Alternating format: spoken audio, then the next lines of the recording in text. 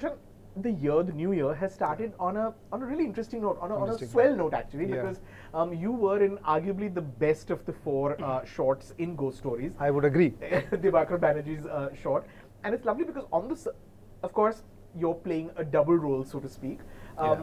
I feel I don't know how much we should. You feel like everyone who's seen it has everyone. Yeah, I think everyone. Yeah. Okay, so you're playing the double role. I'm making a habit of double roles now. Right, that's true actually. After Markuda, that's right.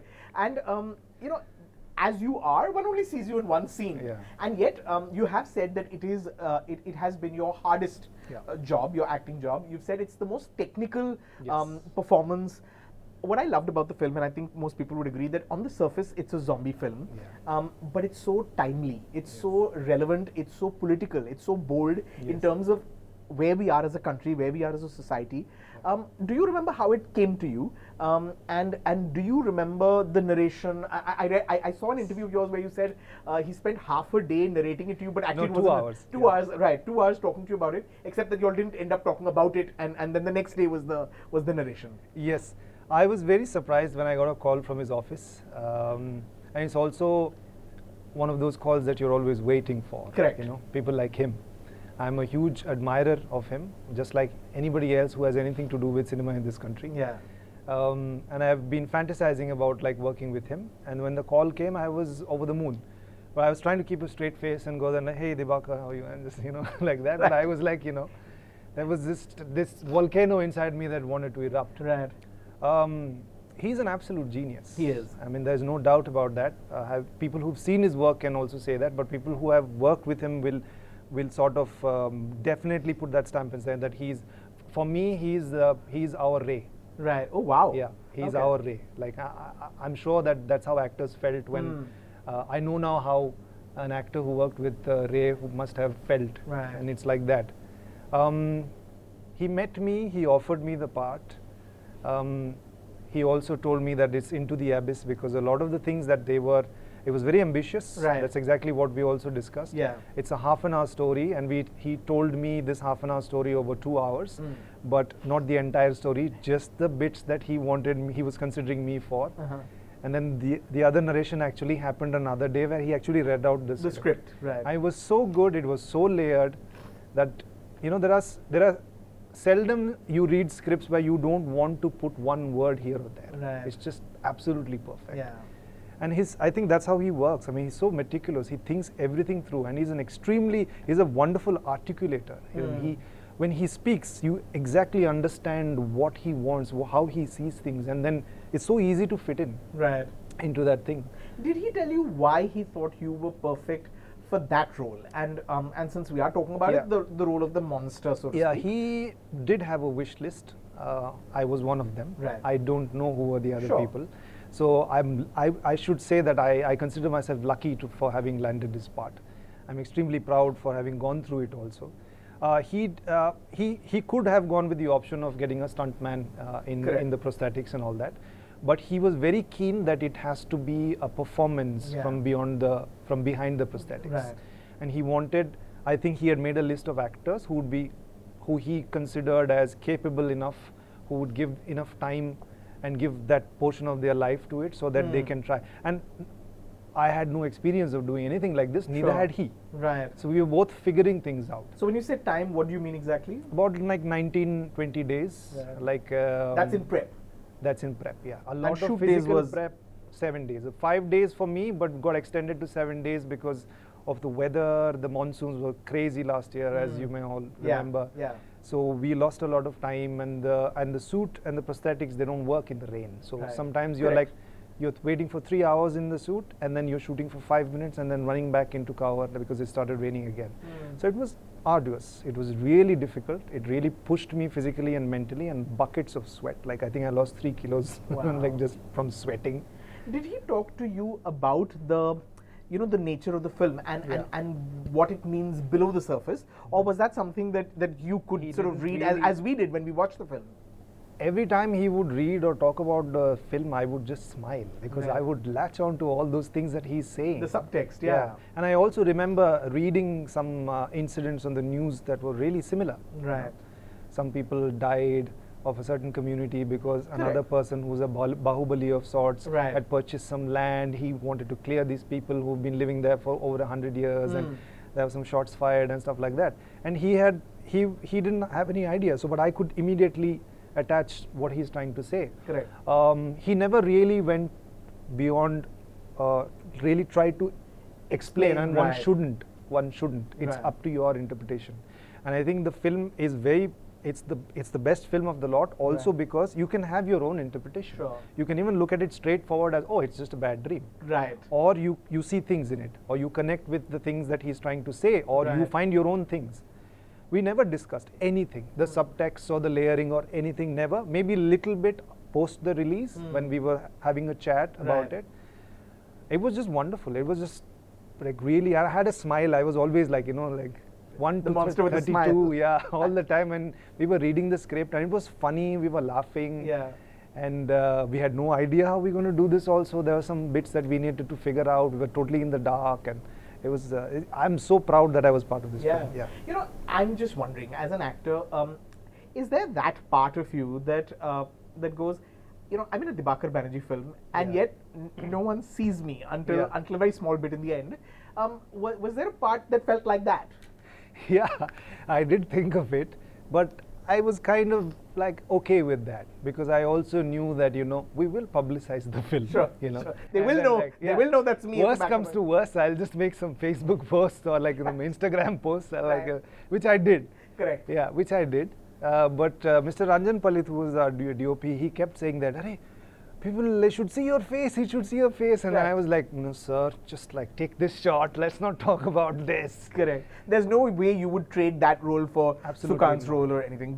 Who plays the well, the man I would have done that happily. I mean, I would have played the kid also happily. Like I would have been a blade of grass also in the Dibakar Banerjee film the first time. But I think in hindsight, I would say that I'm really happy because it's a once in a lifetime opportunity. Yeah. I don't know if I'll get to do something this hard. Right. It was extremely hard. It was very challenging because we started from zero. We were totally in the dark. Yeah. Starting from watching, videos of animals, doing things, eating, hunting, walking, and there was a lot of physical training which didn't end up in the film. Like I was trained to sort of do quadruped running from an upright position to get into all fours and actually run and sprint, which was extremely hard because our joints are not built to do that.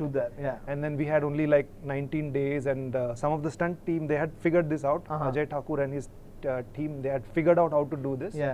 And the guy who's Giles, who's actually my double, to do all the heavy lifting. So mine's all it's the close-ups. Not really actually. There are some jumps where there are both. Okay. Yeah, there are both. But it's hard. I can tell, he can tell, but I think Dibakar can tell, but no one else can. Right. So so we would train together. So where he would mimic like my postures, like sitting and looking and breathing and making sounds and things like that. Where I would try and pick up all the sprinting, all the heavy duty physical work. Right. But due to time constraints and the weather, we couldn't shoot a lot of it. It was meant to be more ambitious. Right. But it really is wonderful. It's so unsparing, and it's so brave in terms of how uncompromising it is in saying what needs to be said. It's wonderful. And technically also, he's trying to scare people. Oh, the atmosphere in the daylight. Yeah, that's right. Yeah. There's no cover of darkness. That's right. You're exposed. Correct. You're out there. Correct. Horror films tend to be in the dark because you're hiding all the stuff. Correct. I also thought you were really wonderful in Mard Ko Dard Nahi Hota last year, which is a lovely film, and you of course had the double role. You play the karate guru, Master Mani, but you're also the evil twin. And how did you sort of approach that? That was the first time that you were doing a double role. Is there a what was it's almost an Austin Powers-ish kind of. Yeah, it is. Because they're also such opposite characters. But how did you approach that? And did you know when you all were making that film that you all were on to something that was going to be special? Before we get into this, I have a message for Bhumi Pednekar. My film is more special, okay? She'll know what I'm talking about.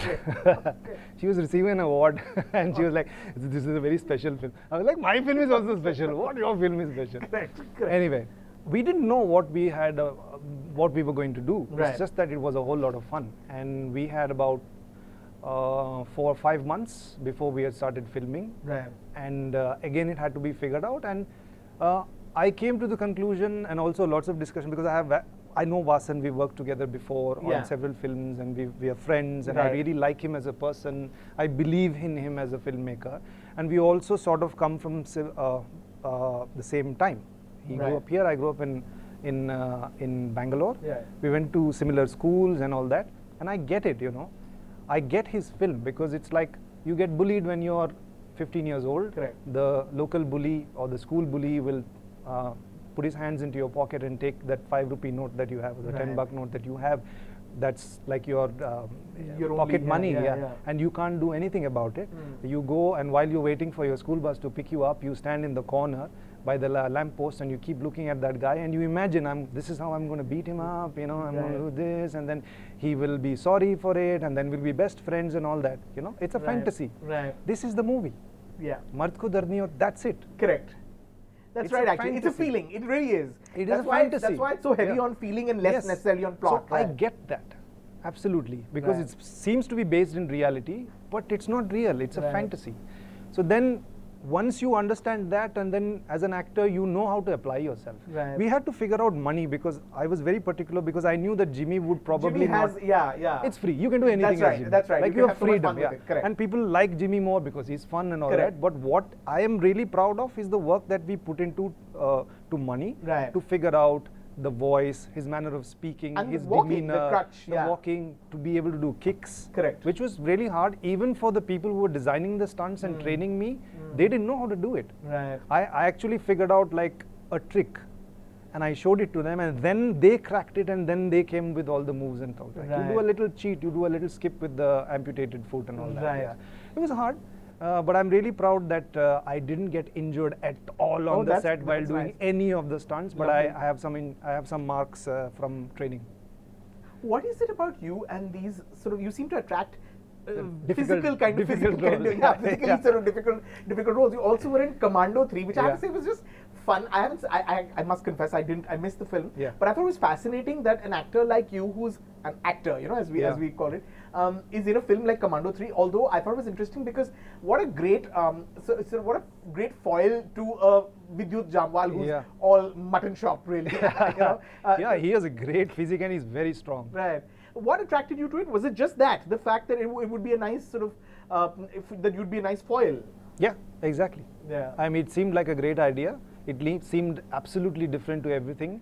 And you also, like, you know, I started with the indie space, and then I've really tried. I've not struggled, but I've tried to jump out of boxes. You know, initially when I came, they, oh, Anurag Kashyap ka actor hai. And then you were like, when I started signed some films with Pooja Bhatt, I like, ye Bhatt Camp ka actor hai. So then I really tried to sort of jump out of all these things, and I really like to mix it up, because I think as an actor, I do subscribe to different sensibilities, and I feel that I can. Sometimes I'm testing myself as well. Like, I would confess with you, like, I didn't know that I could be part of a Bhansali film, and that was an experiment. I said, okay, very reluctantly, but I had the time of my life. But you were very good in Ram Leela. Thank you. It's a small role, it's not a central role. It was very enjoyable working with him. He's a great filmmaker, one of the best that we have, and he's an absolute legend, and I had so much fun working with him. It took forever though, like more than a year. I think that's it. I think when a really fine director and a good actor come together, even if the spotlight isn't on that actor, at least you come away without being embarrassed from the experience. And I thought I saw that of Richa, I saw that of you in Ram Leela. It's not a big role in terms of volume or in terms of having the script, author backed. And yet one is able to sort of leave a mark, and that's wonderful when that happens. Absolutely. And doing Commando was for similar reasons. I just wanted to do something different, and they allowed me some freedom to interpret this character. And it was my idea to sort of do the accent. It wasn't a requirement from them. I had to tone it down and sort of, because when you switch from a British accent to an Urdu, it just sounds, the Urdu starts sounding funny, because 90% of my lines I'm speaking in Urdu, and then when you do it doesn't really transition. So in dubbing I had to do a lot of things which I could have definitely done a lot of those things better, but it was an experiment. I tried. I'm happy like that I actually open to the idea, and I said, okay, let me try something different. I wanted to lose weight for it because I didn't want to look physically imposing in front of him. I was like, it's all here and all that. That's right. So I had these ideas, and I said, like, if you are okay with these ideas, let's do this. And they were like, yeah, fine, this is great. That's why we've come to you. Right. Gulshan, how many of your choices are triggered by, and I could be reading this completely wrong, but are triggered by the desire to surprise? Because I feel like I first saw it. You know, you've done Yellow Boots, you've done Shaitan, and one has an idea, and then you're on Hate Story. Yeah. And I'm like, that's not where he belongs. Yeah. And you were very good, you know, using all that language and this sort of despicable kind of guy. Yeah. Is that the trigger, or is it just really to entertain oneself? To some extent, I don't do it to entertain myself. To some extent, I feel that I would like to, if at all, I'd leave a legacy behind. Sure. If at all. It would be as a very diverse actor who did like different genres of films and who did even difficult things. Right. I'd like that. I'd like that for myself. And then, but that's not entirely true also. Sometimes it's also like, you know, I remember after Shaitan, I didn't really have any work. Right. And there was so much, like, there was a spotlight on me. Yeah. And I didn't know how to handle that because I knew how to work. But I'm sitting in award functions, I'm like talking to, like, you know, a lot of the film stars I've always admired and seen, and like, you know, so all that mystique is broken, and I'm there, and then I couldn't handle that. I was in Shah Rukh's house once, and I was like, what the hell am I doing here? I need to die, like, you know. I spent three excruciating hours in his home. Yeah, I know what you mean. Yeah, I wasn't ready for that. So I didn't really know how to channelize it. So that what ended up is that, like, I wasn't seeking, and I mean, I didn't know the hustle. Correct. Yeah. So then, also a film like Hate Story became a good idea because there was Mr. Vivek Agnihotri, who's a very polarizing figure right now, but I really like him as a person and as a director. I have so much fun working with him. Sure. He offered me something which nobody else was offering, which was something absolutely different. Right. And he trusted me with that. And I was like, yes, I want to be surprising, but also this seems like a good idea because this is like, you know, he's serving it on a platter. Like, you know, take this, run with this, make something out of it. Right. Yeah, it was that also. Right. You know, is there a part of you that feels limited by the fact that they only tend to see you in negative roles? Yeah. Of course, it started with that girl in Yellow Boots, but what's also been interesting with some of the negative parts, and I want to ask you is how you were able to not reduce it just to your standard villain. Yeah. I mean, Chitiapa, and that hilarious scene with the remote. He's a comedian. He is a comedian, and yet he's this small-time Kannada so is Jimmy. gangster, as Jimmy is. Yeah. How much of those parts were sort of half comic, half negative? How much do you bring with your own personality? Because now it seems like that's who you are. You're this sort of funny, unpredictable I think a lot guy. of it, yeah. When filmmakers like Vasan and Anurag Kashyap give you the freedom, they trust you and they let you run with it. They're not. This is the character. This is the story. Make your own. Correct. And it's very empowering. Also, it can spoil you also because Anurag really sometimes. We end up doing, like, I remember when we were doing that gun Yellow Boots, there would be like 12-minute takes. Right. And then with a little bit of experience, actually, immediately after that, I was working with Rohan Sippy, and I was like, he's like, this entire scene has to be 110. Like, and they're like, you can't give 12-minute takes. Right. So you start to realize that, okay, fine, we have to be responsible. We can't just, like, you know, do things and all that. Yeah. So a lot of it was there because they allowed, they want their actors to interpret these characters and completely run like free with it. But it's also exciting to sort of to do technical acting, which I do enjoy very much. Like, you know, you need to face, like, Konkana is quite technical. Like, people don't realize that when we were doing this, sometimes over the mic she would say that, this you know, Death in the Guns. Yeah, Death in the Guns, saying, you know, can you look to your left while you're talking, and then you just look to your left. That's the thing. You're having a conversation and you just look to your left, like you are. And it's extremely technical. You have to hit certain marks. You have to know that. I do enjoy that a lot as well. But I think I would really enjoy a balance where there is text, like how that's really inspiring and that really, like, you know, that I can't stop thinking about. Correct. And then my input, my creativity also gets into it. Like Bhavani was a lot like that. I think Mr. Bansali did that because there was things that were written, but I think the way it played out was a lot of it was my interpretation of how that guy would be. I do enjoy that. I think it's a collaborative work. What has been your happiest experience on a film set? Or your most satisfying experience? Afsos. Oh, the new one. Yeah, which is the new series with that you've done. Anubhuti, yes, Right. yes.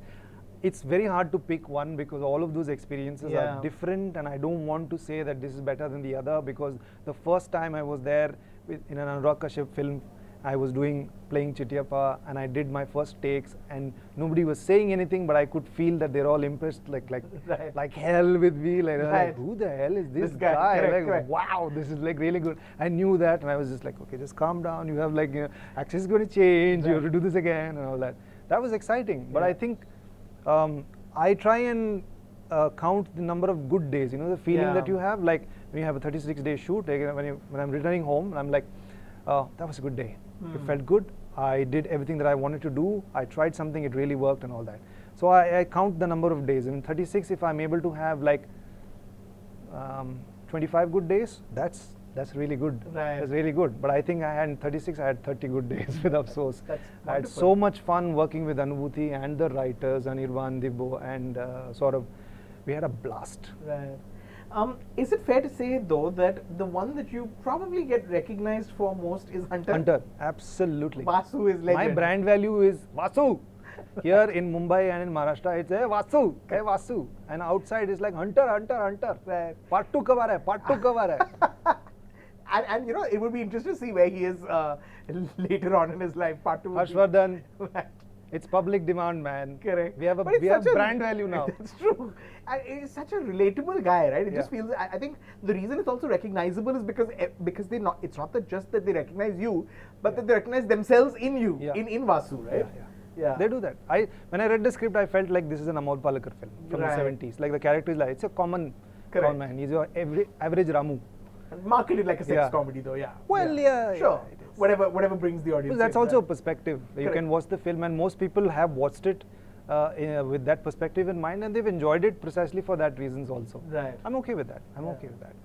But it is my most watched film. Like among all my films, I think that's like number 1. Do you do you consider it a privilege, or that you were at the right time at the right place, that you kind of landed up on Anurag's radar at a time when he was sort of himself kind of popping, and then you all became this. I mean, it was this workshop, right? Because Vasan, I mean, these are guys you met long before Vasan became a filmmaker, and how much has that shaped you as an actor? The experiences you've had working with Anurag. He also produced Shaitan. Hunter, has he been a big influence? Absolutely. I think the influence in terms of the opportunity that he gave me, the first opportunity. I was one of the last ones to be.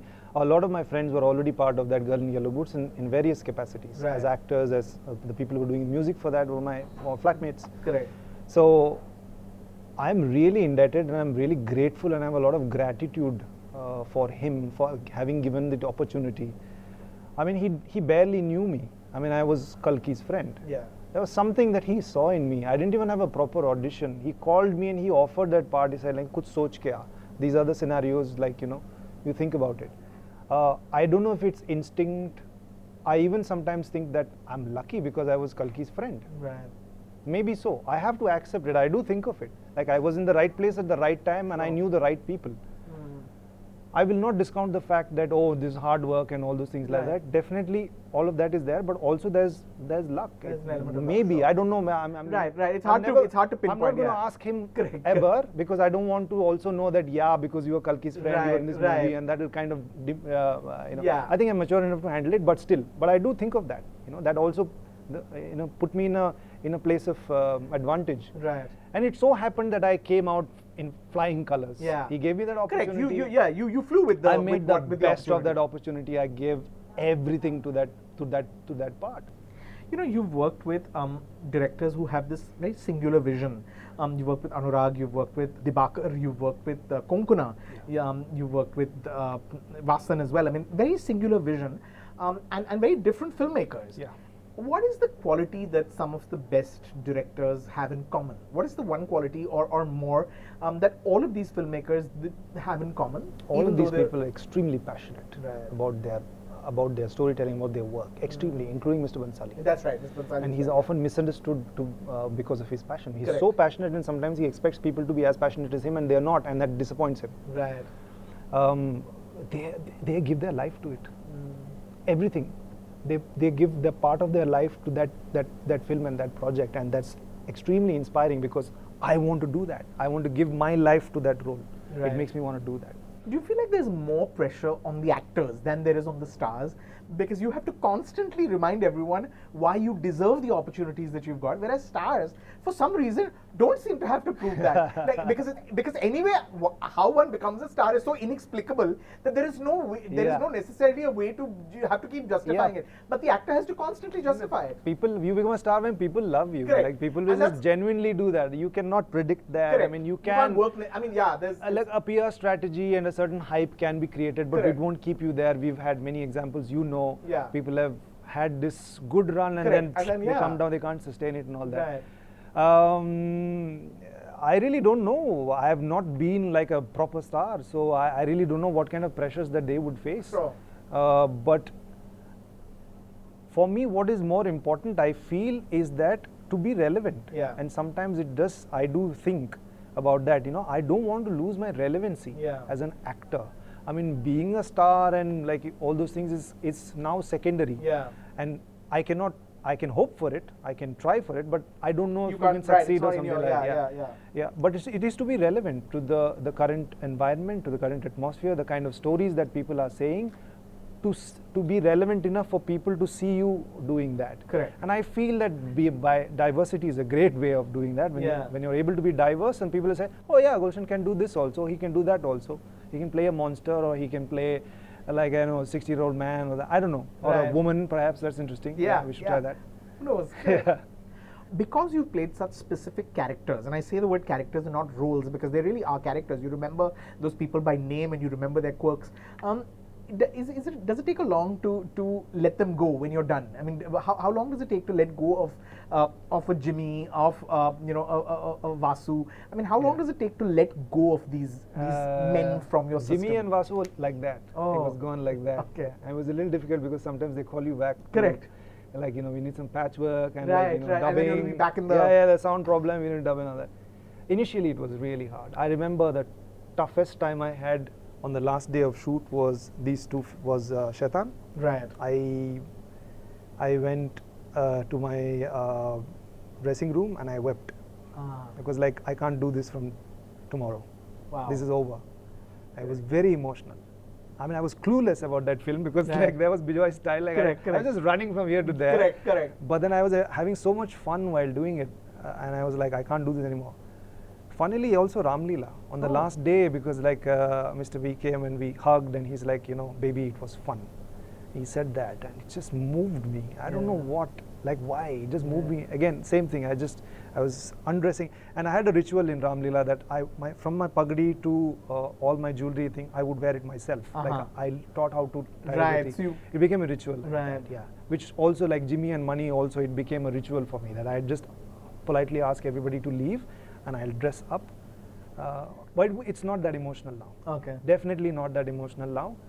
It used to be, but it's getting better, and I'm okay with it. I'm totally. I think a certain sense of detachment is good. Right. But do you need time off in between? I mean, you have a lovely wife. Do you all take holidays? Do you need that time in between? I do need time in between. I can't do too much work, and my management is not very happy with that.